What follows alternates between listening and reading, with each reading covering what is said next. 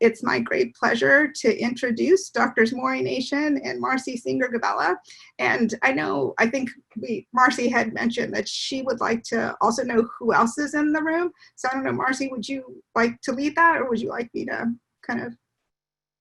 Yeah, I was just going to invite, we don't have that many people here, and it would be really lovely to know, just your name and what's your connection to Vanderbilt and Peabody. So, and maybe to make it easier, Marcy, if you and Maury would start, and then I can just call out names and people can chime in. Sounds good. I'm Marcy Singer-Gabella. I'm a faculty member and associate chair in the Department of Teaching and Learning at Peabody. And happen to have the privilege actually of working with Maury on the project that he'll be talking about a little bit more later. Hi, good afternoon. I'm Maury Nation, a faculty member in HOD, and just excited to be able to talk a little bit about some of the EDI related research that we've been doing here over the last few years. Thank you. Carrie, would you mind introducing yourself? Hi, I'm Carrie. I just finished my second year in the HDC program. Thank you. David? Hi, good afternoon. This is David Chamblis. I'm the Associate Dean of Development for Peabody. I started here last September, and I'm just really interested to get to know all the other faculty and staff and learn about the research and teaching that you're doing. So thanks for inviting me. Thank you, David. Jillian? Now? Yes. Okay, sorry about that. I'm Jillian Fritz-Stump, and I'm in my second term on the online doctoral program with Peabody, and thank you for hosting this. Thank you for coming. Karishma? Hi, I'm Karishma. I just finished my first year and I'm in the HDC program. Karishma, I'm having a really hard time hearing. Hello, can you hear me now? Yes. Okay. So I'm Karishma and I just finished my first year in the HDC program. Thank you. Katie? Hi, my name is Katie Getz, and I graduated in 2019 from the HDC program. Thank you for joining us. Kexen?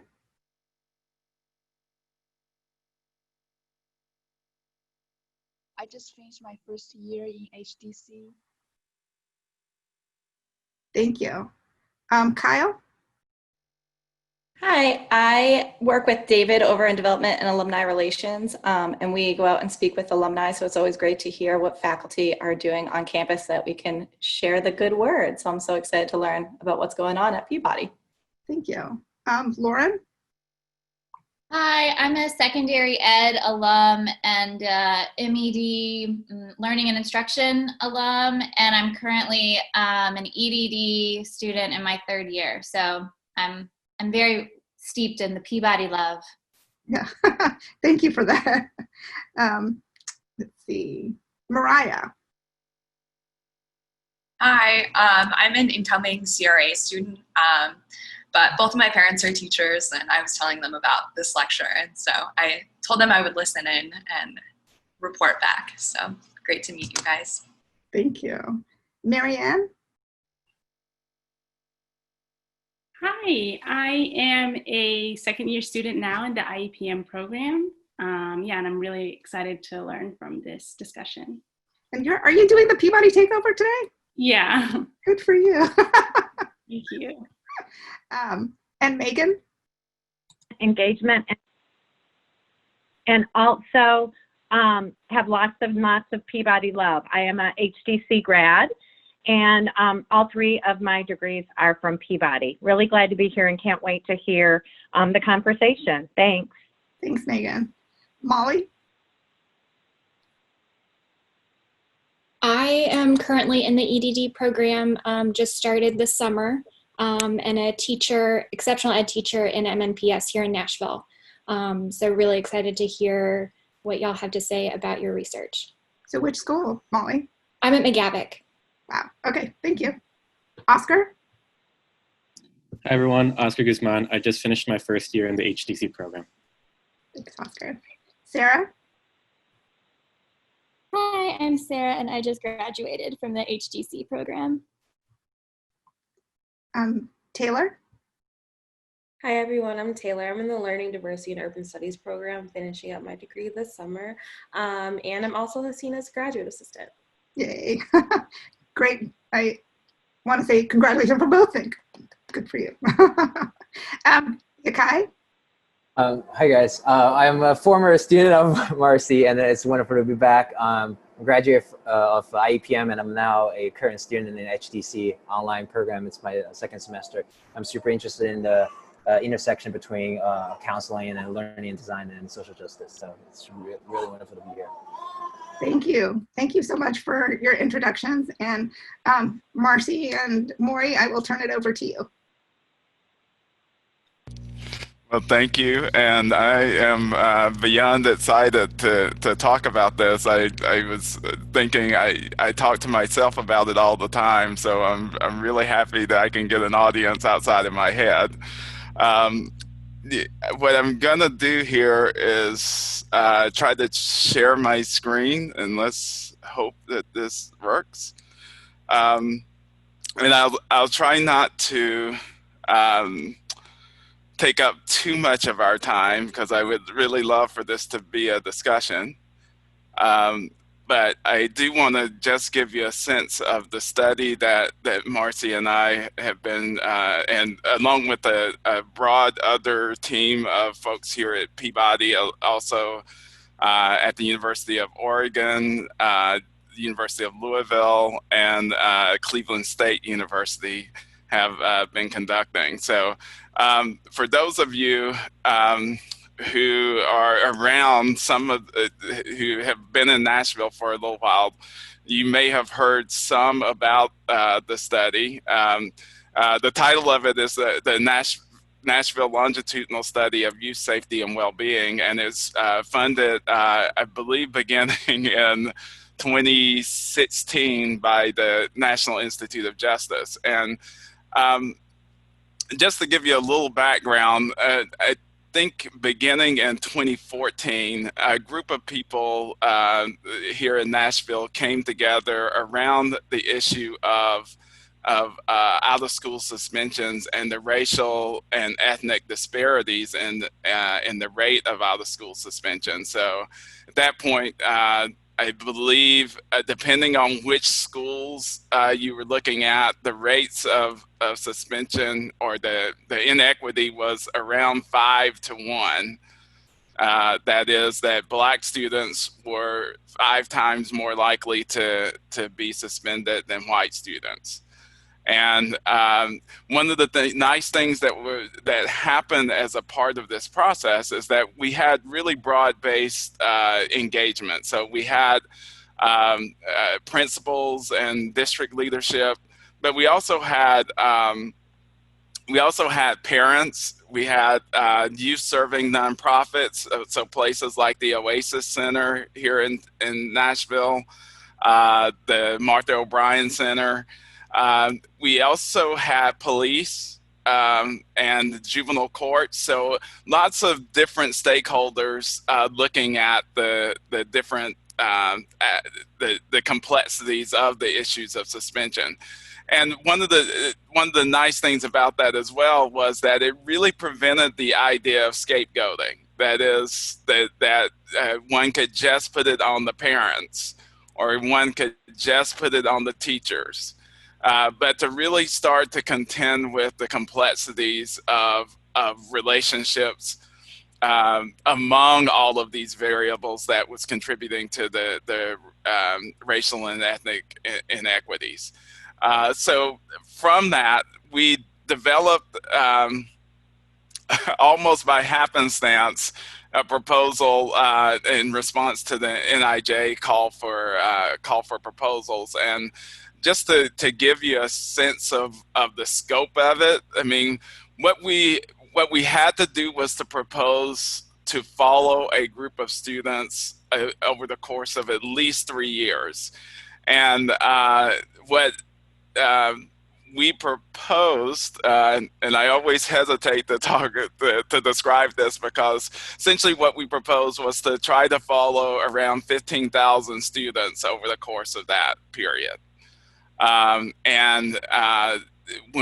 When I say that, we're really wanting to see what happens to them across that period. So this requires quite a bit of trying to figure out the logistics of how to keep continuity of data from year to year. And I'll talk a little bit more about that here in just a second. So we're working with Metro Nashville Public Schools, but we also wanted to integrate a variety of other data sources, in part because we wanted to figure out how to triangulate the nature of the issues, recognizing that not all of the issues affecting suspension rates happen within the context of school. And so really, part of the benefit of having all of those people around the table at the beginning was to start to contemplate what other kinds of data might be relevant to the questions and the issues affecting young people and the district and leading to this problem. The third objective was to really, so much of the research out there had been focused on either sociological understandings of neighborhood and school, or education research understandings of those issues. And we really wanted to have one part of this study that was grounded in youth understanding. So to have them define what problems were and how they, and what the strengths were, and how they perceived responding to those things. So we kind of instituted the process of collecting that data, in part because we also wanted to be able to be responsive to the things that were going on here in Nashville related to young people. And I have just a few of those things listed. That the mayor had convened a youth violence task force, in part because of the relatively high rates of violence that were happening, especially in the 2014-2015 period. Alignment Nashville, which is a nonprofit that is really designed to align community resources with the needs of Metro Nashville Public Schools. Passage, which was the original group that generated these ideas, is really specifically focused on discipline and kind of the racial ethnic disparities in out of school discipline. And then My Brother's Keeper, which is one of the newer initiatives that is focused specifically on Black males and trying to provide supports and resources for young Black men, in part because, as we'll see in some of the data, that they are at particularly high risk of suspension, as well as having other types of youth developmental problems. Now, one of the things that I will also say is a goal, a personal goal for me, and I think for others who are involved in this, is that we really wanted to figure out new leverage points for having an impact on this outcome. One of the sad parts about this work is that, I mean, it's not new. In fact, if we go back a decade or 2 decades, we'll see that that there have been actually for multiple decades, we'll see that there have been racial and ethnic disparities in exclusionary discipline.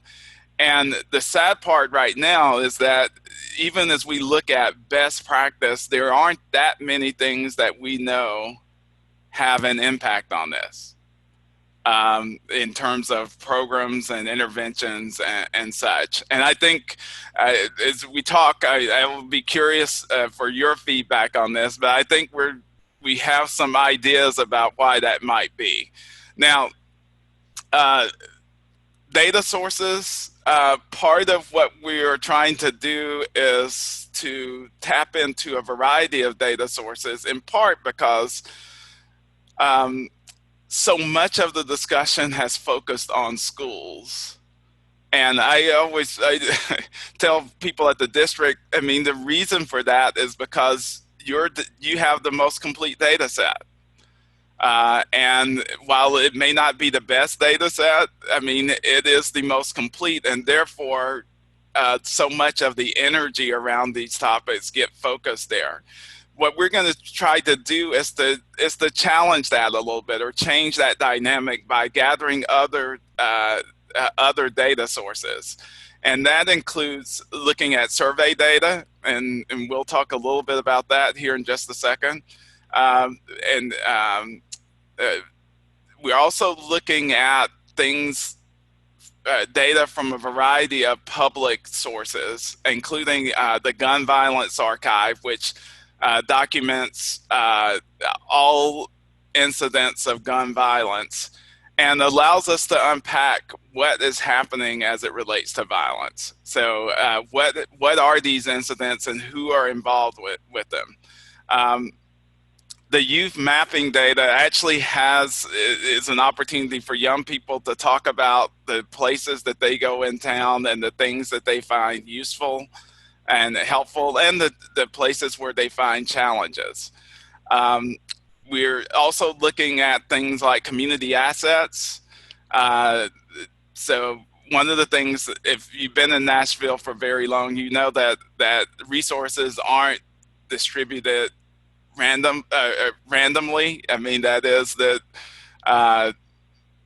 for some neighborhoods, it's a lot harder to get to things like a public library or a grocery store than it is in other parts of the city. So part of what we're trying to do is to paint a picture of that ecological context in addition to the school context.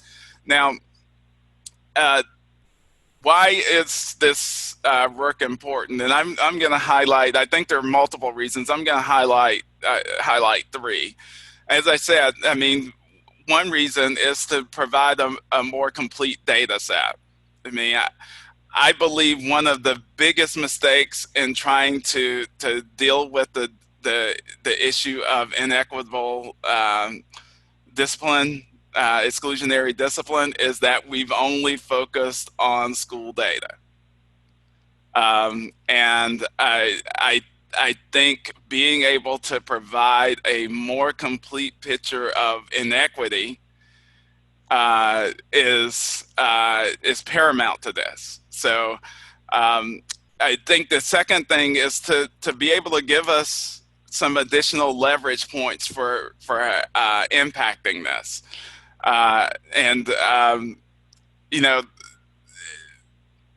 One of the things that if you think about the types of interventions that have happened, is that because we have focused so much on schools, is that it tends to be very focused on schools, and we need additional leverage points. Now, and finally, to represent the diversity of youth's experiences. And I think because we have parts of the city that are so different from each other, and sadly we still have an issue with residential segregation, is that we have multiple Nashvilles. And it's important that we understand that our experience of a young person in any one place doesn't equate the experience of all young people. Now, I want to demonstrate how this works, and kind of how we hope to be able to use the data by focusing specifically on out of school suspension. So, what I have here is a a rate ratio. So essentially what this statistic says is that the rate of suspensions for African American students is essentially a little more than 3 times the rate of suspension for white students. I pause because I don't want that to be lost on you. I mean, what I'm saying there. And even as I say it, I recognize that that's an improvement.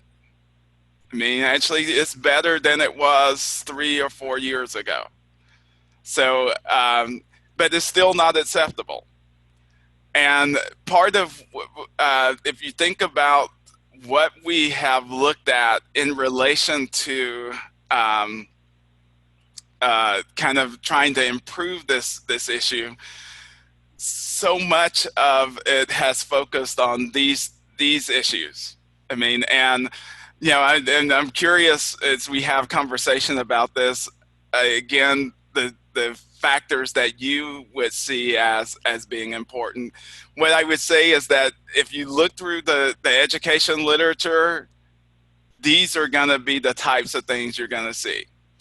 You're going to see disciplinary practices and the policies that are in place. So, for example, things like zero tolerance policies, SROs, you know, has a disproportionate impact on youth of color. You're going to see discussions of explicit and implicit bias. And let me just say explicit bias being obvious racism, kind of obvious types of prejudice and bias, and then implicit bias being those things that people aren't consciously aware of, and both of them are present. I mean, insufficient social and emotional supports, and those of you who are in the counseling program are more than familiar with this fact. I mean that you know, you go into elementary school or middle or high school, and you'll see that there's one counselor for anywhere from 150 to 300 to 400 students. So there isn't even the pretense of being able to provide really much intensity of supports for, especially if there's a significant population of students within the school who need that type of support. And then the last thing I will point out here, and I think this is particularly important for a district like Metro Nashville. I find that when I talk about this racial inequity, what most people envision is a teacher or an administrator at the front in a classroom or you know, in a principal's office, acting differently between Black students and white students. And like I said, that occurs.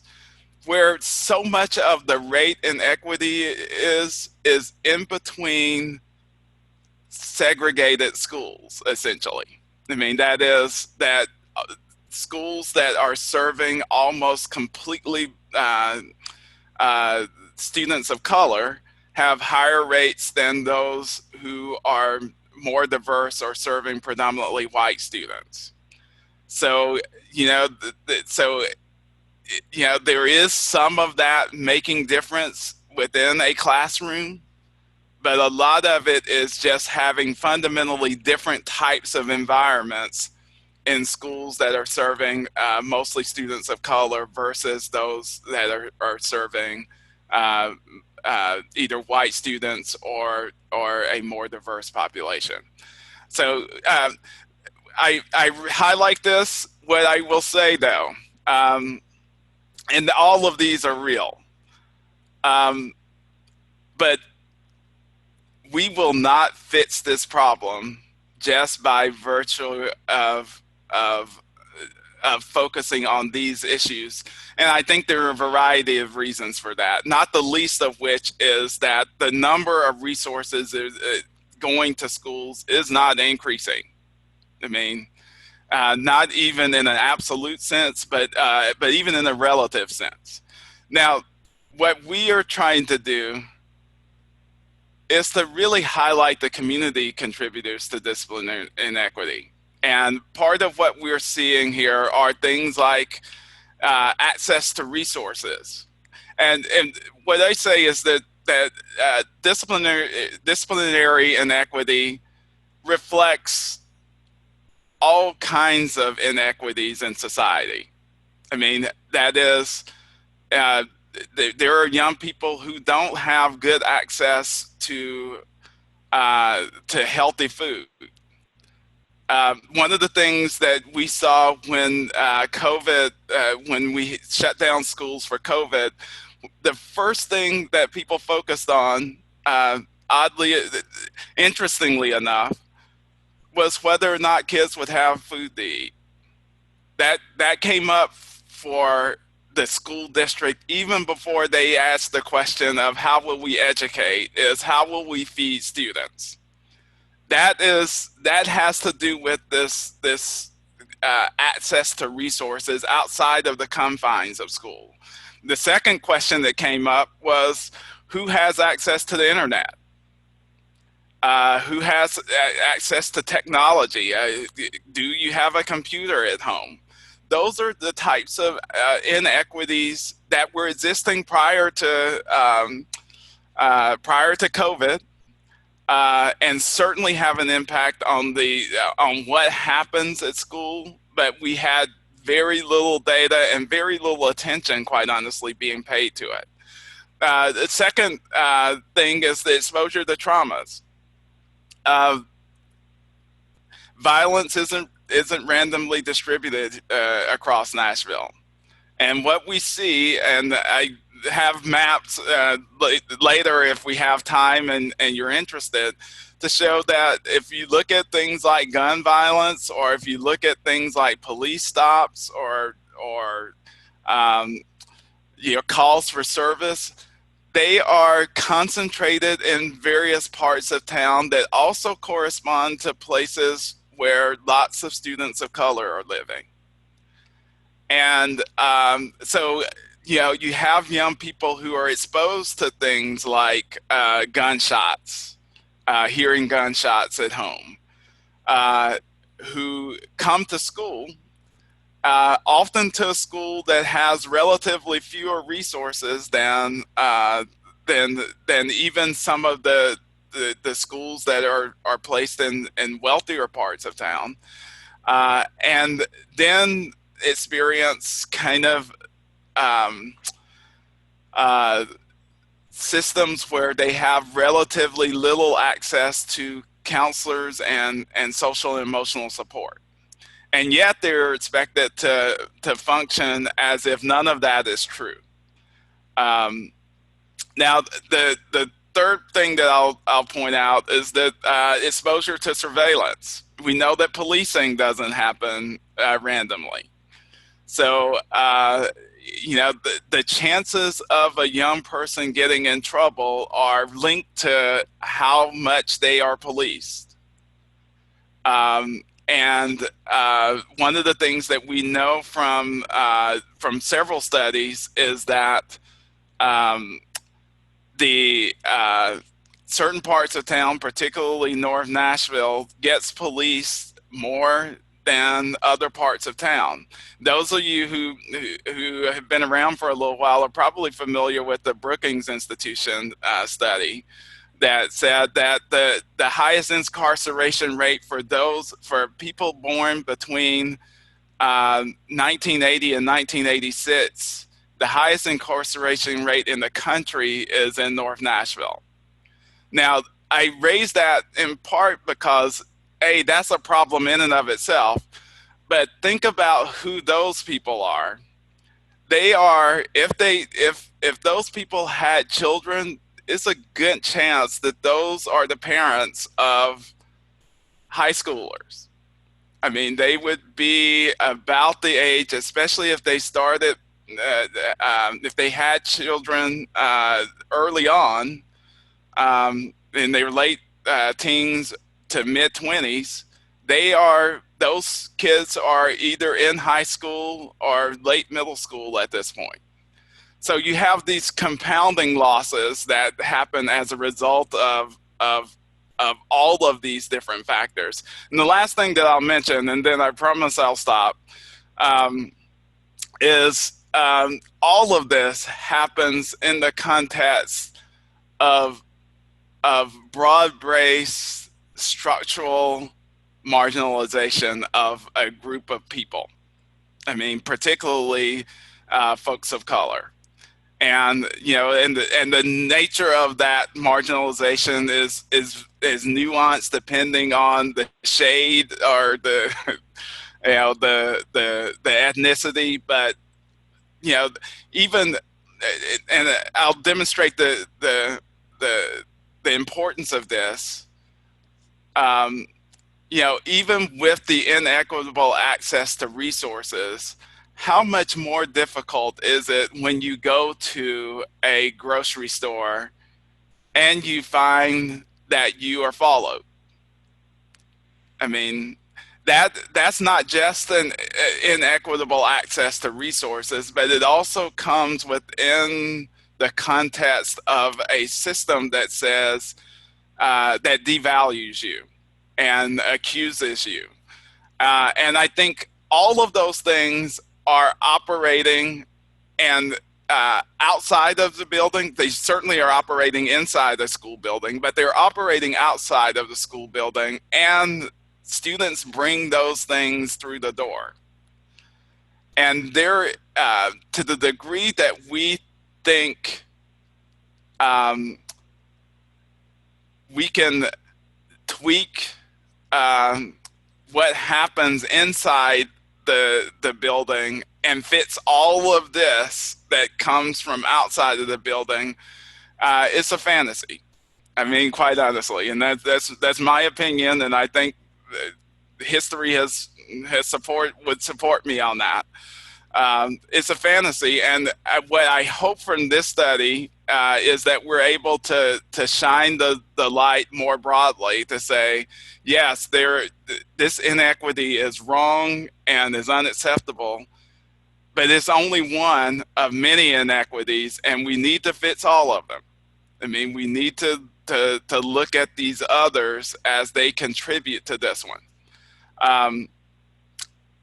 Actually, for the sake of time, I will stop there and I will allow Marcy. One of the things that, before I turn it over to Marcy, one of the things that I have loved about working with Marcy, my history is not in as a classroom teacher, and one of the things that I have so appreciated is to be able to collaborate with others who come from a perspective of having been standing at the front of a classroom with this diverse group and saying, what do I do in the face of that? And I am just really appreciative of all of the expertise that she brings to this. So with that, Marcy, I will turn it over to you.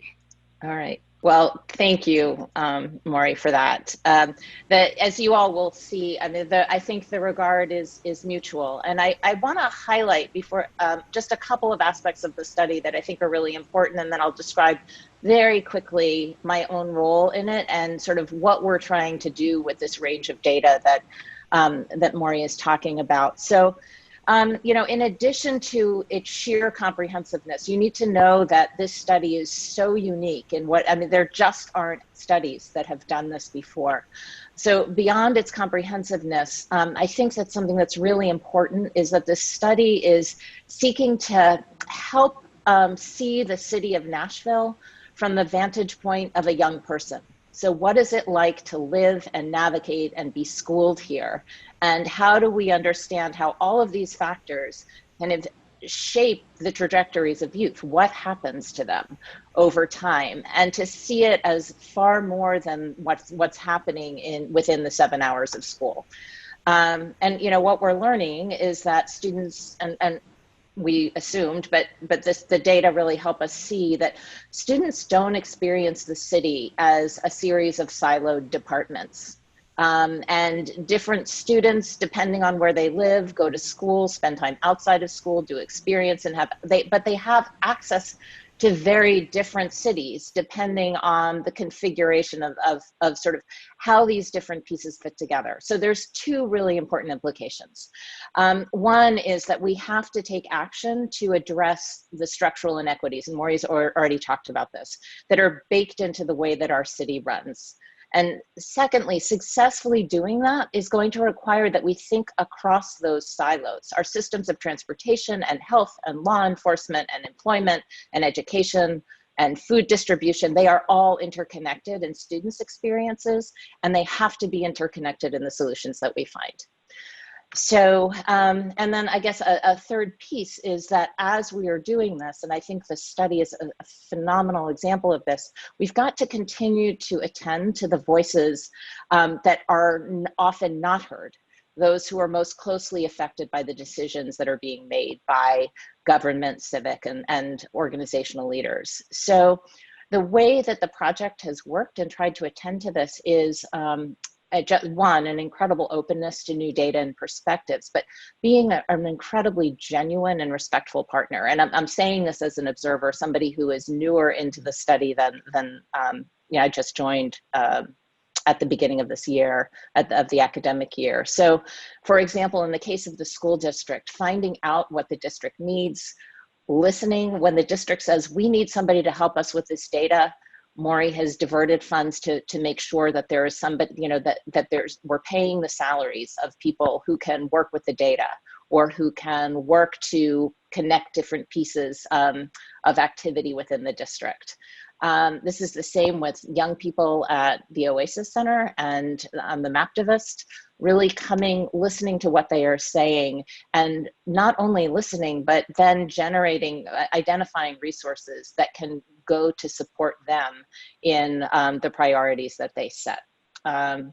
So very quickly, my own role in the project probably comes from the fact that I spend a lot of time thinking about and over the course of my career, thinking about how do you bring people together to really learn together, to develop a sense of collective responsibility and mutual accountability, and to position people to take action in ways that they own. So inside of schools, this has looked like, how do you create collaborative cultures among teachers? What are kind of the big structural things that you do, and how do you help people learn to learn from one another, take risks with one another, and be willing to try stuff, learn together, but keep going, even with the failure. And that's happened with teachers and leaders, with students. Over a couple of years ago, I had the opportunity within the district to be doing that kind of work with parents. And the big lesson is that when you do this, somebody who has controlled the situation has to let go of their power.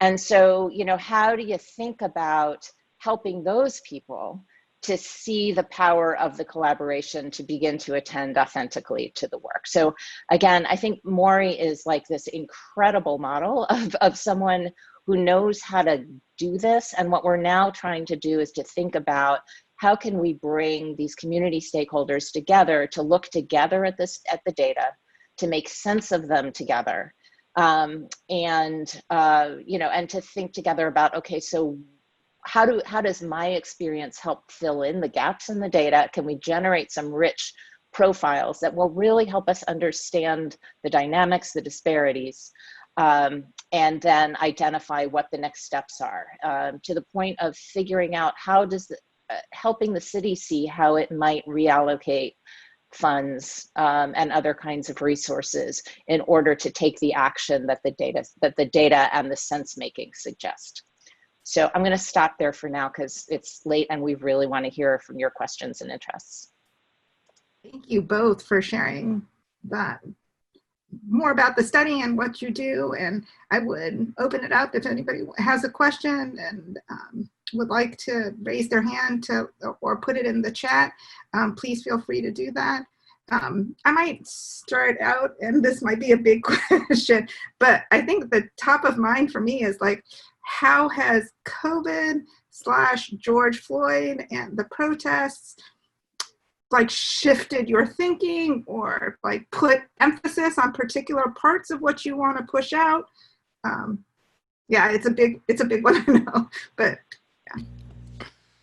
Well, I will start, and Marcy, feel free to hop in. I mean, and I'm also curious to hear from you guys about this moment and how you're seeing it, because one of the things that I think has been a big opportunity with all this going on is that people have recognized some of the dynamics between community and school. Like I said, when COVID required that schools shut down, then it was interesting to see that nobody knew which students had computers and internet at home or not. I mean, and yet, like I said, we know that makes a difference as to how young people are able to complete homework assignments and such. So in some ways, it has raised awareness about the importance of resources both inside and outside of the district. Now, the problem is that COVID and COVID in particular has affected the resources available for education, as well as a variety of public services. And the last thing we need to be doing in this time is actually cutting back on the types of supports that are available. And I fear that that's going to be the next big challenge as we go into this coming academic year. Is the districts had to close, is looking at consolidating schools. They have had to cut in terms of budget. The libraries have had restricted hours. Public transportation has been affected by COVID. These are all things that the most vulnerable kids really depend on being able to navigate the city. So I think it remains to be seen.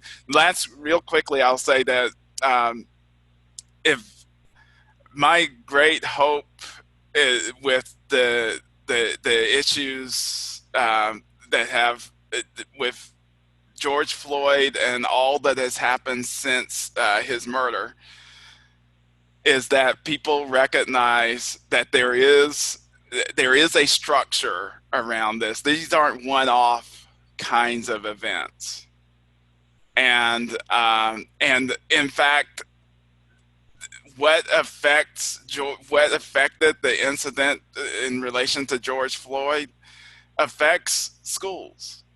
I mean, it affects these young people. And if you really want to get a sense, go talk to a high schooler. Particularly a high schooler who has lived in a neighborhood that they know that the city doesn't care about and hasn't really invested in.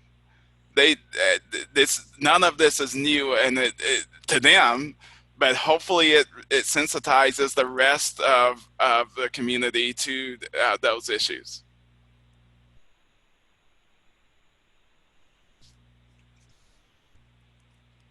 Yukai? Yeah, thank you.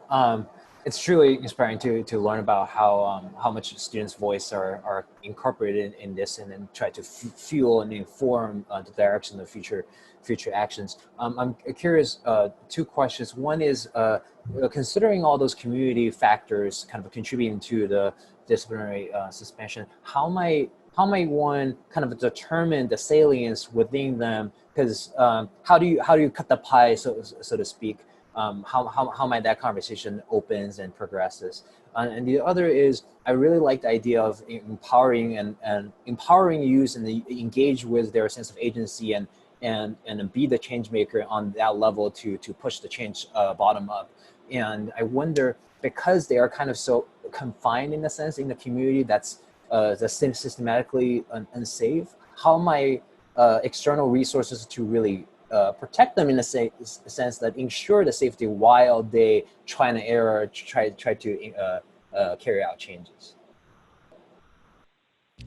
So just quickly, your first question again is a big one, and I think, and in some ways, I think the answer remains to be seen. I mean, one of the things that I think that we hope will be true is to be able to see through looking at things like effect sizes and relationships and such, is to see where the relative where investments can bring back the biggest returns, because all of these things are issues, but can we be strategic, given that there are limited resources? Can we be strategic about investments in a few places that will have broad returns across many of these things? That's one of the things that we'll be looking at. But even as I say that, I think it's going to be a complex kind of untangling, because like we've talked about, these aren't unrelated things. I mean, that is, the ACEs or adverse childhood events happen more frequently in places that have low access to resources and such. So it's going to be difficult to do that untangling. One of the things that I have seen in the work here recently is that if you give young people a little support, they will do some amazing things with it. I mean, we saw this just in the past week, where just a few young people led a march in downtown that was nearly 10,000 people. So, that's my hope, and I don't think that's an empty hope, because I've seen it happen many times over. So I think Molly also had a question. Yeah, first of all, just thank you for all this work that you're doing. As someone who's in this field right now, I see this stuff with my students every day. And my question is, if you could pick like 1 to 3 things that we teachers could say at our next faculty meeting, like, oh my gosh, I was in this great lunch and learn, and we talked about 1, 2, 3, and this is what we need to do. What would those things be? I'm going to let Marcy answer you that. I knew you were. Okay, so I think one, which you already know, all right, I can think of 1 and 2, which is, you have to know who the experiences of your students. And that means coming to understand their worlds beyond your classroom. Mm-hmm. And being really active in saying, where do my students come from? Do they come from the same neighborhood? What do I know about that? Have I walked around that neighborhood? I suspect these are things that you already know, Molly, but I think that we often don't sort of build that in. So I've known schools around the country that have faculty do neighborhood walks. They reach out to families. They really, the importance, what we know is that COVID-19 has again raised how important it is that we have connections to our students and their families, that we are able to have conversations, that we're able to call them and reach out to them. And then the second thing, I think, is so we need to understand sort of all of the factors that when our students walk into our classroom, they are bringing with them. Sort of what have they seen? What have they heard? What does that mean? A second thing is, where in my teaching and in my work with students do I provide space for them, for their voices? Because we need to keep understanding and listening. And I guess, you know, the third thing is, how do we understand, this is more abstract and I'd love to hear your guys' ideas. How do we think about our school within a bigger system, and where are our points of leverage? What can we do? What can we not do? And do we know the people actually who might be able to help with those things that we can't do? So it's really kind of getting a sense of who are our partners, in addition to parents and students. I don't know, that's my you know, riff, but Maury, do you have anything to add? Yeah, I agree, and it's one of the reasons why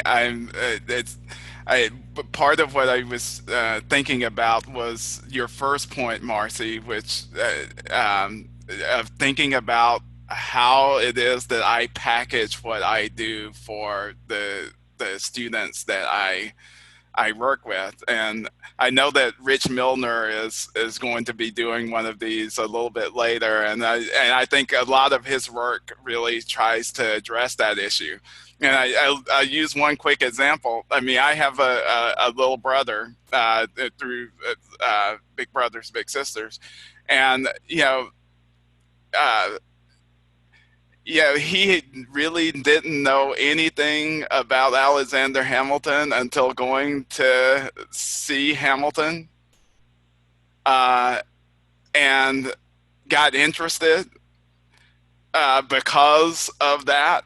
And one of the interesting things is that Alexander Hamilton didn't change. I mean, like, his story didn't change. It was the way in which it was presented that made him interesting and engaging. And I think it's those types of things that we have real opportunities. It's not to say that we don't teach certain things, but how do we present it in such a way that it captures the imagination of the young people sitting in front of us?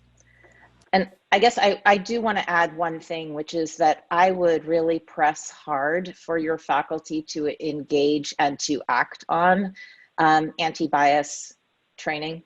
We know that this is really, really important. Even if individual teachers have had some exposure, I know the district has tried, it is just critical. And I think that's part of, because in good training, you will learn not only what is my individual action, but how does my curriculum, sort of what are the ways in which my daily practice disadvantages certain groups of students, and to become really reflective about that. So that's 4, sorry.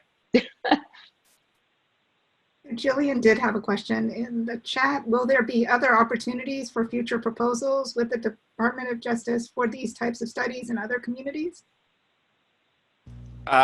Yes. And in fact, there's in fact, we have another project that is pending even here in Nashville, looking specifically at elementary school students who are having lots of difficulty and trying to catch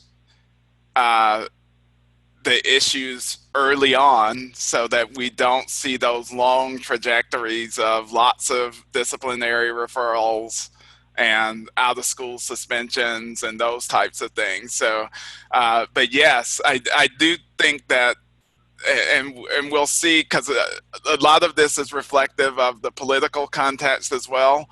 But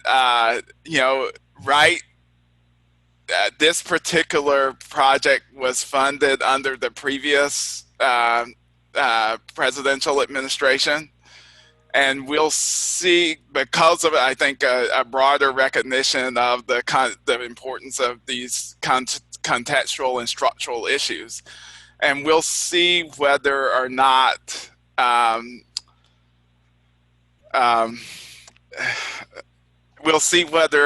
this administration,